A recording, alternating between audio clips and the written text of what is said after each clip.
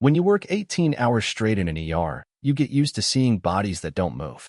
That's the job. You stabilize the trauma, pump adrenaline, shock the flatlines. You move fast, you stay sharp.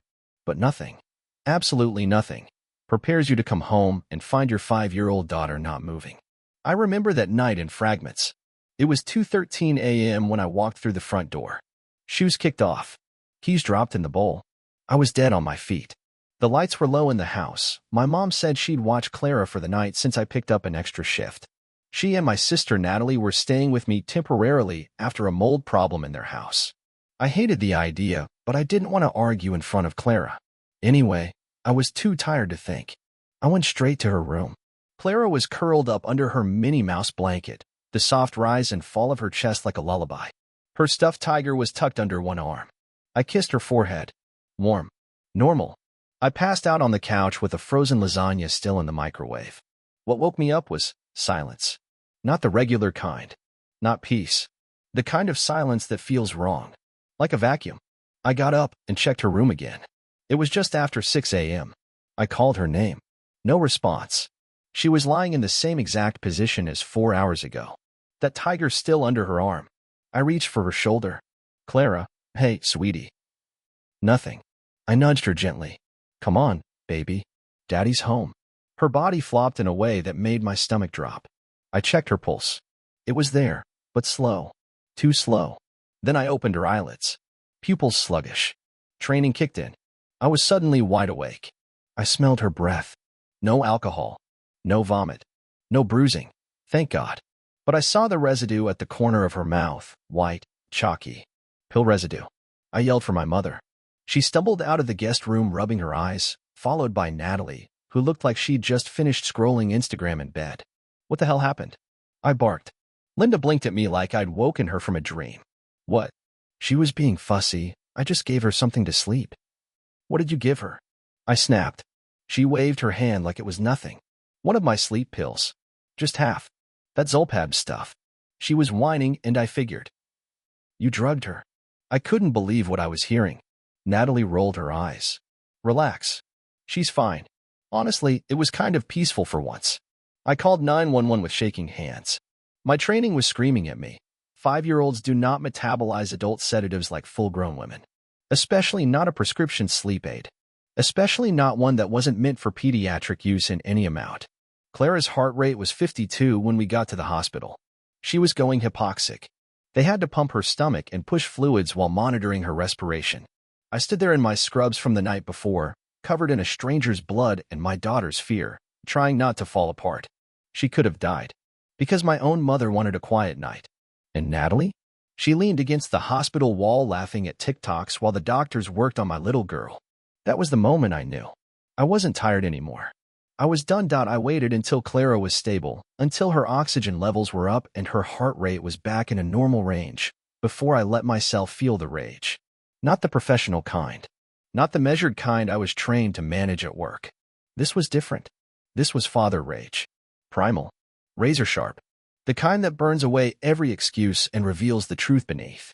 I left her room once the nurse confirmed she was sleeping naturally. I stood in the hallway, staring through the glass at her tiny body wrapped in tubes, wires, monitors. She looked so small. So vulnerable. Like someone who trusted me to protect her. And I had let my mother into that house. I called Linda and Natalie into the hospital's family conference room. I didn't care that it wasn't mine. I needed a door to close. Somewhere private, because what I was about to say would explode. The second they walked in, I shut the door and turned. You drugged my daughter, I said flatly. Linda crossed her arms. I said I was sorry. She was whiny, and I figured you'd be exhausted. I was trying to help. Help? My voice cracked. She almost died. Do you understand that? You gave a 5-year-old adult sleeping medication without a prescription, without my consent, and without a single clue what it would do to her body. She didn't die, Natalie said, looking at her phone again. Can we not be so dramatic? I walked up to her and slapped the phone out of her hand. It hit the floor with a clatter that made her jump. You think this is a joke? She stared at me, stunned. Jesus, Evan. Chill. I turned back to Linda. How many pills did you give her? She hesitated. Just one. Maybe a little more than half. She wouldn't stop talking. I wanted to scream. Instead, I pulled out my phone and hit record. Say it again, I said, voice cold. What? Say what you just said. You gave her a whole adult pill because she wouldn't stop talking. She looked alarmed. Why are you recording me? For the police. For CPS. For anyone who needs to hear exactly how unfit you are to be near a child. Linda's face twisted. You can't do that. We're family. No, I said. You lost the right to that word the second you poisoned my daughter. Natalie scoffed. You're being so over the top. People give their kids melatonin all the time. This wasn't melatonin, I snapped. It was a sedative meant for adults. You don't get to play ignorant and hide behind family anymore. They were both quiet then. And in that silence, something snapped in me. I saw them not as relatives, but as threats. The kind of threats I'd report in a heartbeat if I saw them in the ER. Reckless. Unapologetic. Dangerous. You're both out, I said. Linda blinked. What? You're not welcome in my house. Not now. Not ever again. You can't do that. Natalie shouted. We don't even have our place fixed yet. I don't care if you sleep in your car, I said. Pack your things. You're done. Natalie lunged toward me, like she was going to slap me or push me or something. But I was faster. I stepped aside and held up the phone again, still recording. You touch me, and this goes straight to the cops. Along with every message, every voicemail, every time you left Clara with your creepy boyfriend when I told you not to. Her mouth snapped shut. Linda started crying. You're making a huge mistake, Evan. No, I said. I made the mistake of letting you near my daughter in the first place. I walked out of that room and straight back to Clara's bedside. I stood there watching her breathe, watching the beeps on the monitor, and I swore to her, right there, out loud, that I'd never let them near her again. And this time, I meant it. The next morning, I walked into my house with a trash bag and a fire in my chest. They were both still there, Linda drinking coffee like she hadn't nearly killed her granddaughter, and Natalie pacing the living room on speakerphone with someone who sounded equally shallow. I didn't say a word. Just went to the guest room and started throwing their crap into the bag. Clothes, chargers, perfume bottles. I didn't care what got broken or wrinkled. I didn't care about the screaming behind me. Natalie barged in. You can't just throw our stuff out like garbage. I didn't look at her. You've got 15 minutes. After that, I'm calling the cops and reporting trespassing. Linda stood in the hallway, red-faced and shaking. Evan, please. You're upset. This isn't who you are. I zipped the bag shut and finally turned to her. No, this is who I am. I'm Clara's father. And I'm doing what I should have done the second I saw how the two of you treated her. You're making it sound like we abused her. She snapped. You did, I said. And now I have a hospital report to prove it. That shut her up. I handed them the bag and pointed at the door. Leave. Now. They did, slamming it behind them with a fury that only made me feel more sure. I spent the next 6 hours documenting everything. I pulled Clara's full chart from the ER, vitals, toxicology results, intake notes. I wrote a statement for CPS and started logging every voicemail, every text, every offhand comment that painted the picture I should have seen months ago. Like that time Natalie left Clara alone at the playground while she drove off to meet a guy. Or how Linda used to joke that Clara talked too much and needed to be put down for naps like a dog. At the time, I brushed it off as bad humor. Now, I saw it for what it was, disregard. Contempt. A quiet kind of cruelty that hides behind fake smiles and forced hugs. I installed a new lock on the door before going back to the hospital. Clara was awake when I got there. Her eyes were puffy and confused, but she smiled when she saw me. That smile, that tiny, beautiful smile, was the only thing keeping me from falling apart. Daddy, she whispered, voice scratchy. I kissed her hand. Hey, baby. You're safe. I'm here. She reached for my shirt and pulled me close. I had a bad dream. I held her for a long time, promising over and over that it was over now. That she was going to be okay. That no one was ever going to hurt her again. After she fell asleep, the nurse handed me a note. Your sister tried to drop this off earlier. Security turned her away. I opened it. It said, you're blowing this out of proportion. She's fine. You'll regret pushing us away. I crumpled it up and threw it in the trash. That was the moment I decided it wasn't enough to just kick them out. They needed to answer for what they did. Not in private. Not with apologies or tears. Legally. Publicly. Permanently. The first thing I did was call a lawyer. Not just any lawyer, Andrea Quinton. A no-nonsense, child advocacy attorney who used to work for the DA. I knew her from a case at the hospital a year ago. She remembered me right away. After I told her everything, there was a long pause on the other end of the line. You've got more than just a custody concern, she said. This is criminal endangerment of a minor. Possibly attempted poisoning depending on the dosage and the court's lien. And if there's a history, we're going to drag it all out. Good, I said.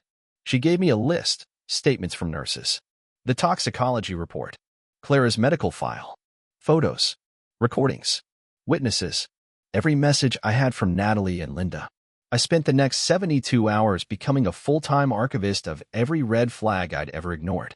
There were the texts, Natalie saying Clara needed a muzzle, or Linda joking that she'd dose the kid if she started whining during movies. There were voicemails where Clara could be heard in the background, crying, while Linda shouted that she was being spoiled by that overprotective nurse dad. I visited my neighbor, Terry, a retired teacher who used to watch Clara play in the yard. She looked guilty when I asked if she'd ever seen anything off. I didn't want to interfere, she said. But, yes. Your mother once locked Clara outside for crying too loud during nap time. It was October. She was barefoot. I included that in the affidavit. Andrea's paralegal helped me organize the documents into a timeline. I sat at my kitchen table night after night, fueled by caffeine and a rage that hadn't cooled an inch since that morning at the hospital. Meanwhile, Clara came home. The first night, she asked if Grandma was going to read her a story. I froze. I knelt beside her bed and said, "No, baby. Grandma can't come here anymore. Daddy's going to read to you from now on." She nodded slowly, then whispered, "Okay. I like your stories better anyway." That nearly broke me. I hugged her so tight she squirmed. The next day, Andrea filed emergency restraining orders. Both Linda and Natalie were legally barred from coming within 500 feet of Clara or me. Court dates were set. CPS launched a formal investigation. And then, something I hadn't expected happened. The story leaked. I don't know how, maybe through hospital staff or court documents, but within a week, someone on a parenting forum posted a thread titled, "ER nurse's mom drugged his daughter with sleeping pills. He pressed charges." It went viral. Suddenly, the story was everywhere. People were posting threads, sharing screenshots, dissecting the case. I stayed anonymous, but somehow Natalie's name and Linda's got out. That's when the real fallout started. Natalie's boss fired her. Linda's book club banned her. Somehow, someone found an old Facebook video of them laughing at Clara for crying like a baby after tripping on the sidewalk. That circulated too. They called me. First Linda, "You're ruining our lives." I replied, "You ruined them yourself." Then Natalie, "You don't get to play hero. You're just bitter because I have a life." "You have nothing," I said. "And after this, you never will." I hung up and blocked them both. The sick part is, none of it brought me joy. What it brought was clarity. They thought they could hurt my daughter and walk away like it was nothing. But they underestimated two things. How much I loved Clara, and how far I'd go to make sure they never got another chance. The courtroom smelled like old paper and disinfectant. It was the kind of place where time felt heavy, where every second stretched. Clara was at home with a sitter. I didn't want her anywhere near this. Linda and Natalie sat across the aisle. Natalie looked smug in a beige blazer, legs crossed like this was a minor inconvenience. Linda looked tired, but not sorry. Never sorry. Just worn down, like she was the victim. Their attorney tried to argue it was all a misunderstanding. No intent to harm, she said. Just a poor judgment call made out of exhaustion and stress. Andrea stood calmly, holding a folder thick with evidence. "Let the court be clear," she said, voice even. This wasn't a one-time lapse. This was a pattern of disregard, psychological abuse, and reckless behavior toward a minor. My client has documented incidents going back 2 years. Witnesses, medical records, text messages, many of which show casual cruelty and even joking threats. This was not a mistake. It was a mentality. She handed the judge the folder. That was the beginning. We spent the next 3 weeks in and out of court. I testified, shaking but clear. I told them what I saw when I came home, what Clara looked like, what the toxicology report said. I read Natalie's text out loud. Maybe she won't wake up, then we'll all get some peace. The courtroom went still. Natalie stared at the table like she didn't recognize her own words. Linda tried to interrupt, to cry, to say she didn't mean it like that. But I had recordings. From that night. From earlier nights. From years of gaslighting I hadn't even realized I was documenting until now. I stayed calm. For Clara. For myself. Because I knew they didn't just threaten her health, they poisoned her sense of safety. and mine. The judge issued full no-contact orders that day. Then came the CPS ruling. They deemed both Linda and Natalie unfit for any future caregiving roles involving minors. Their names were entered into the National Child Abuse Registry. It wasn't prison, no, but it was permanent. Their reputations were gone. Their lives? Publicly dissected, shamed, documented. Even the community responded. People they knew for decades turned their backs. The local PDA sent me flowers and a letter of support. My hospital staff organized a fundraiser to help with Clara's therapy bills. Neighbors stopped by just to say, "We're sorry. We should have said something sooner." But the most powerful moment came in week 3, after one of the hearings.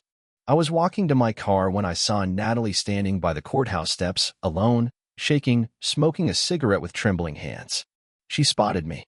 "You win," she muttered. I stopped, looked her dead in the eye. "This wasn't a game," I said.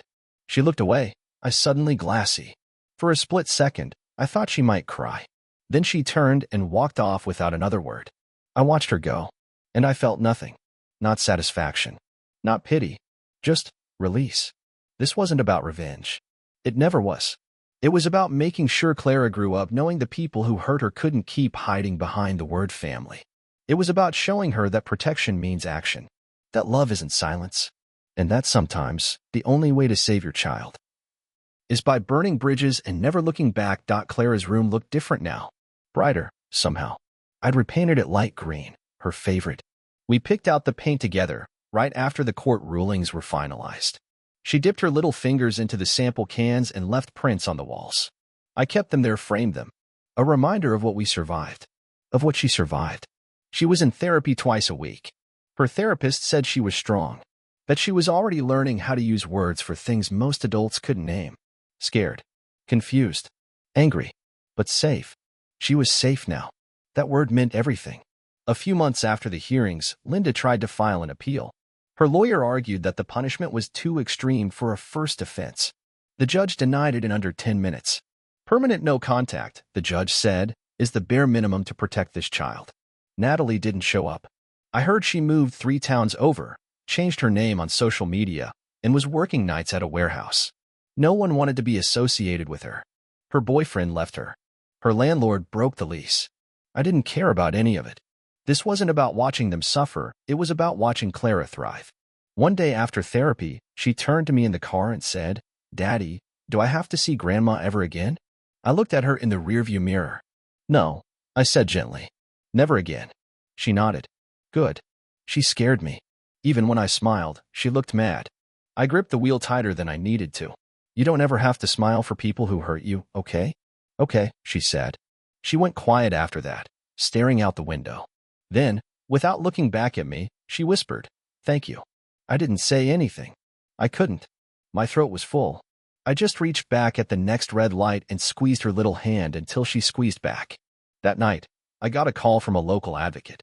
Word of Clara's case had reached a group pushing for child protection legislation.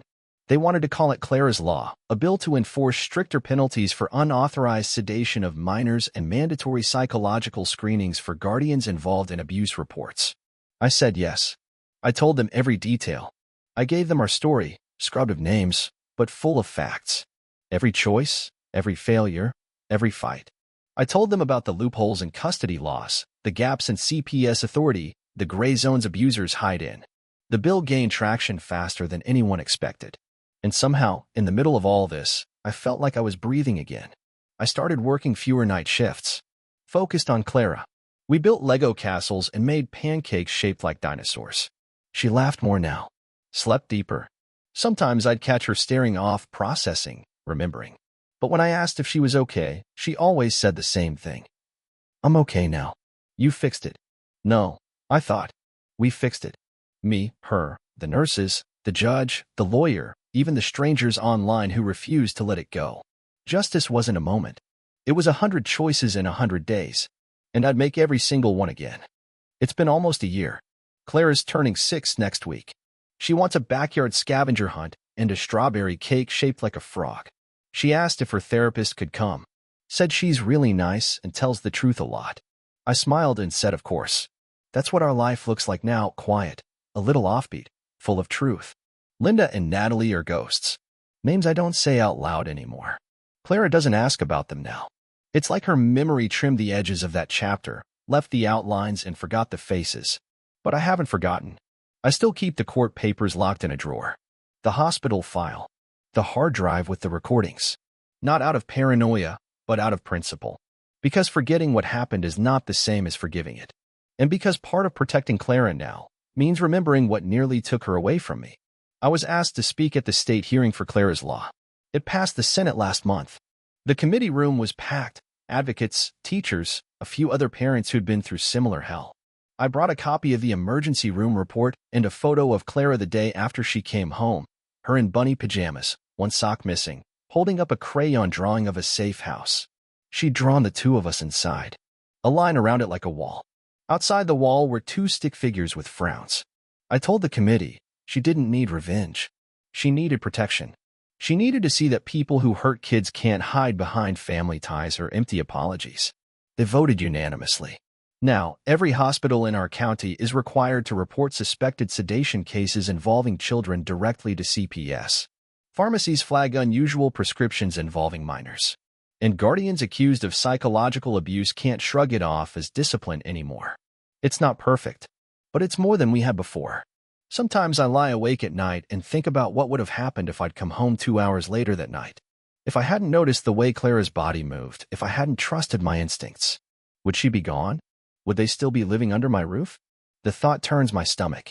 But then I hear her voice from the other room, laughing in her sleep, whispering a dream.